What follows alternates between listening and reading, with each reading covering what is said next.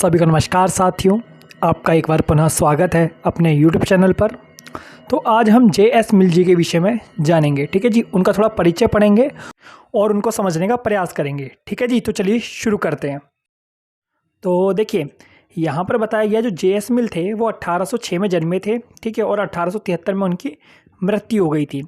1806 में वो लंदन में जन्मे थे। ठीक है, और 20 मई को उनकी तिथि थी। ठीक है, याद रहे, इसका थोड़ा डेट ऑफ बर्थ ध्यान रखना है कि 1806 को जन्मे और 1873 में वे उनकी मृत्यु हुई और लंदन में उनका जन्म हुआ। इतना आपको ध्यान रखना होगा। ठीक है, बाकी चीज़ें जैसे जो जे.एस. मिल थे वो उपयोगितावाद के अंतिम समर्थक थे। अब ये उपयोगितावाद से क्या तात्पर्य है? देखो, वो कहते थे कि व्यक्ति अपने जीवन में जो भी करना चाहता है उसे करने दो। ठीक है, अपने जीवन को संतुष्ट बनाने के लिए, खुश रहने के लिए जिस चीज़ का प्रयोग करना चाहता है, जो भी चीज़ उसकी आवश्यकता बनेगी उसको करने दो, उसको लेने दो। ठीक है, इसीलिए उनको उपयोगितावाद कहा जाता है। ठीक है, और वो इसके अंतिम समर्थक रहे थे। वैसे ही वो एक व्यक्तिवाद का अग्रणीय समर्थक था।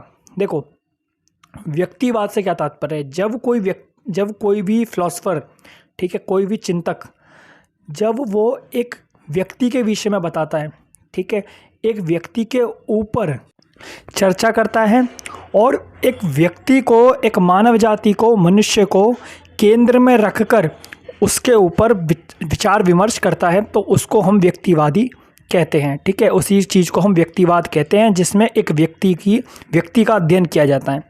ठीक है, मैं आशा करता हूँ यहाँ पर आपको समझ में आएगा कि उपयोगितावाद और व्यक्तिवाद कैसे कहते हैं। मैं दोबारा से समझा रहा हूँ। उपयोगितावाद में होता है कि बोला जाता है कि मनुष्य को अपना जीवन चलाने के लिए, अपने जीवन में खुश रहने के लिए जो भी करना पड़े या वो जो भी करना चाहता है उसे करने दिया जाए। ठीक है, उसको रोक टोक ना की जाए। व्यक्तिवाद के अंदर हम व्यक्ति को केंद्र में रखकर, मनुष्य को केंद्र में रखकर उसके ऊपर विचार विमर्श करते हैं। इसको हम व्यक्तिवाद कहते हैं। तो देखिए, ये एक स्वतंत्रता के विचारक के रूप में भी जाने जाते हैं। ठीक है, और इनकी जो स्वतंत्रता है वो नकारात्मक स्वतंत्रता है। ठीक है, नकारात्मक स्वतंत्रता है, इतना ध्यान रखेंगे। और नकारात्मक क्यों है? तो देखिए, ये कहते हैं कि एक व्यक्ति को ना स्वतंत्र छोड़ दो। ठीक है, उसके ऊपर किसी भी प्रकार का प्रतिबंध मत लगाओ। उसको जो काम करना है वो अपने इच्छानुसार कर लेगा। ठीक है, वो इस बात को कहते हैं। लेकिन क्या हुआ, कुछ समय बाद उन्होंने अपने इस विचार को थोड़ा परिवर्तित किया और उन्होंने प्रतिबंधित भी किया। इन्होंने एंड में जाते जाते एक बात बोली कि ठीक है, व्यक्ति को स्वतंत्रता देनी चाहिए, लिबर्टी देनी चाहिए, लेकिन प्रतिबंध भी ज़रूरी है। आगे चल के इन्होंने इस बात को बोला। ठीक है, लेकिन फिर भी इनकी जो स्वतंत्रता है वो नकारात्मक ही मानी जाती है, इतना ध्यान रखेंगे। ठीक है, मैं आपको इसको विस्तार से पढ़ाऊंगा। अभी मैं जितना बता रहा हूँ आपको समझा रहा हूँ, उसको समझ लीजिए। ठीक है, और उन्होंने अपने जो ये स्वतंत्रता से संबंधित जितने भी विचार थे वो एसे ऑन लिबर्टी नामक अपनी कृति में, अपने निबंध में लिखे थे। ठीक है जी, अब देखिए, जो जे.एस. मिल है ये लोकतंत्र के समर्थक भी हैं। अभी देखिए, लोकतंत्र के समर्थक तो हैं, लेकिन यहाँ पर ये किस प्रकार के लोकतंत्र के समर्थक हैं इसको समझिए। ये कहते हैं कि सभी को वोट डालने का अधिकार नहीं होना चाहिए। ठीक है, मतलब सिर्फ एजुकेटेड पर्सन, जिसको लोकतंत्र के विषय में पता हो, ठीक है, जो पॉलिटिक्स को, राजनीति को ठीक से समझता हो, समझदार व्यक्ति, उसी को लोकतंत्र में वोट डालने की अनुमति होनी चाहिए। ये इस बात का समर्थन करते हैं और कहते हैं जिस बंदे को, जिस भी व्यक्ति को लोकतंत्र के विषय में, पॉलिटिक्स के विषय में, राजनीति के विषय में जानकारी है, ठीक है, उसको अधिक वोट डालने का अधिकार होना चाहिए। मतलब एक व्यक्ति को लगभग 5 वोट डालने का अधिकार होना चाहिए। ठीक है, ये इस चीज़ का समर्थन करते हैं। ठीक है जी, और साथ में इन्होंने महिलाओं के प्रतिनिधित्व का भी समर्थन किया। ठीक है, ये महिलाओं को भी कहते हैं कि हाँ, महिलाओं को भी प्रतिनिधि होना चाहिए, महिलाएं भी राजनीति में सक्रिय होनी चाहिए। ठीक है, और भी चीज़ें हैं जिनके ऊपर ये महिलाओं के ऊपर विचार करते हैं। उन सभी चीज़ों को हम विस्तार से पढ़ेंगे। ठीक है जी, और एक बात और, जो ये महिला प्रतिनिधि संबंधित जो भी विचार थे उन्होंने अपनी एक पुस्तक जो कि उनकी कृति थी जिसका नाम था कॉन्सिडरेशन ऑन रिप्रेजेंटेटिव गवर्नमेंट, ठीक है, जो कि 1861 में लिखी गई थी। जितने भी ये महिलाओं के प्रतिनिधि जैसे विचार थे उनके, ठीक है, और भी संबंधित जो विचार थे वो सभी उन्होंने इस पुस्तक में लिखे थे, ठीक है जी। वैसे ही जो जे.एस. मिल थे, ठीक है, उन्होंने पहली बार कल्याणकारी राज्य का सिद्धांत प्रस्तुत किया, प्रतिपादन किया, ठीक है। तो देखिए, जैसा कि हमने देखा कि पहले वो कहते थे कि राज्य जो है बिल्कुल भी व्यक्ति के किसी भी काम में हस्तक्षेप नहीं करना चाहिए, ठीक है। राज्य को बिल्कुल भी हस्तक्षेप नहीं करना चाहिए, बिल्कुल भी प्रतिबंधित नहीं करना चाहिए, ठीक है। पहले वो ये बात कहते थे, वो कहते थे मनुष्य को खुला छोड़ दो, मनुष्य अपनी इच्छा से जो करना चाहेगा कर लेगा, जो जीने योग्य होगा वो जिएगा, जो नहीं जीने योग्य होगा वो आगे चल के खुद ब खुद मर जाएगा, ठीक है। उनका विचार पहले ये था।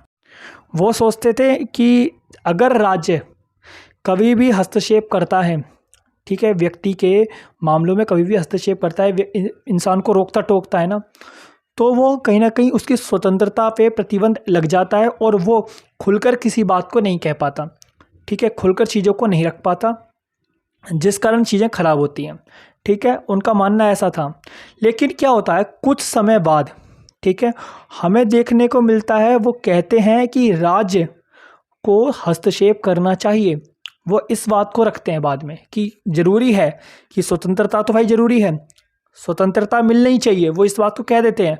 लेकिन आते आते लास्ट में वो क्या कह देते हैं कि नहीं भाई, राज्य को हस्तक्षेप भी करना चाहिए, प्रतिबंध भी ज़रूरी है, ठीक है। और यही चीज़ उनके कल्याणकारी राज्य की स्थिति को प्रस्तुत करती हैं, ठीक है। और जो ये कल्याणकारी राज्य की जो बात कही है, जो विचार दिया है, ठीक है, हस्तक्षेप और अहस्तक्षेप वाली चीज़ें, ये इन्होंने अपनी एक पुस्तक है उसमें लिखा था, एक रचना थी जिसका नाम है प्रिंसिपल्स ऑफ पॉलिटिकल इकोनॉमी, ठीक है। दोबारा सुनेंगे, प्रिंसिपल्स ऑफ पॉलिटिकल इकोनॉमी, जो कि 1848 में लिखी गई, ठीक है। मैं आशा करता हूँ आपको ये चीज़ें समझ में आ रही होंगी। तो वैसे ही जो सेवाइन जी हैं वो जे.एस. मिल को एक उदारवादी विचारक के रूप में मानते हैं, ठीक है। वो कहते हैं जो जे.एस. मिल हैं ये पहले उदारवादी विचारक हैं। उनका मानना ऐसा है जिसने व्यक्ति एवं राज्य के मध्य में समाज को खोज निकाला है। तो यहाँ पर बस देखिए, जो सेवाइन जी हैं उन्होंने जे.एस. मिल को पहले उदारवादी विचारक के रूप में देखा है। क्यों? उदारवादी का अर्थ क्या होता है, ठीक है, जो कहीं ना कहीं लोगों को लिबर्टी देता है, ठीक है, लोगों पर छूट देता है, उनको कहता है कि भाई आप फ्री हो, चीज़ों को फ्री छोड़ दो, ठीक है, मतलब मनुष्य को फ्री छोड़ दो, उसके ऊपर किसी प्रकार का प्रतिबंध मत लगाओ, ठीक है। और इसी चीज़ के बीच में वो देखता है कि राज्य जो है, राज्य और व्यक्ति के बीच में एक चीज़ और भी है जो है सोसाइटी, यानी कि समाज, जो व्यक्ति पर प्रतिबंध लगाता है, ठीक है। मैं आशा करता हूँ यहाँ पर आपको चीज़ें समझ में आई होंगी। मैं दोबारा से समझा रहा हूँ, जो जे.एस. मिल है वो सेवाइन जी की नज़रों में एक पहला उदारवादी विचारक है। क्योंकि उदारवादी इसलिए है क्योंकि उसने व्यक्ति को स्वतंत्र रखने की बात की है, ठीक है, स्वतंत्रता मतलब उसको छूट देने की बात की है, ठीक है। और वो कहता है कि व्यक्ति को छोड़ दो खुला, वो अपने आप कर लेगा उसे जो करना है, ठीक है। जो योग्य होगा वो तो प्राप्त करेगा और जो योग्य नहीं होगा वो प्राप्त नहीं कर पाएगा, वो रुक जाएगा, ठीक है, वो धीरे धीरे करके खुद ही रुक जाएगा, चीज़ें अपने आप स्टेबल हो जाएंगी। वो इस बात को कहते हैं, ठीक है। और वो कहते हैं जो व्यक्ति है और राज्य है इसके बीच में एक जो चीज़ होती है वो होती है समाज, ठीक है, जो उसको और प्रतिबंधित करता है, व्यक्ति को और भी प्रतिबंधित करता है, ठीक है। तो मतलब उसने व्यक्ति और राज्य के बीच में समाज को भी खोज निकाला, ठीक है, तीसरा तत्व समाज के रूप में खोजा, ठीक है जी। मैं आशा करता हूँ आपको चीज़ें समझ में आई होंगी। अगर ऐसा कुछ है जो समझ में नहीं आया या कुछ प्रॉब्लम है तो आप मुझे बता सकते हैं, ठीक है जी। चलिए, धन्यवाद।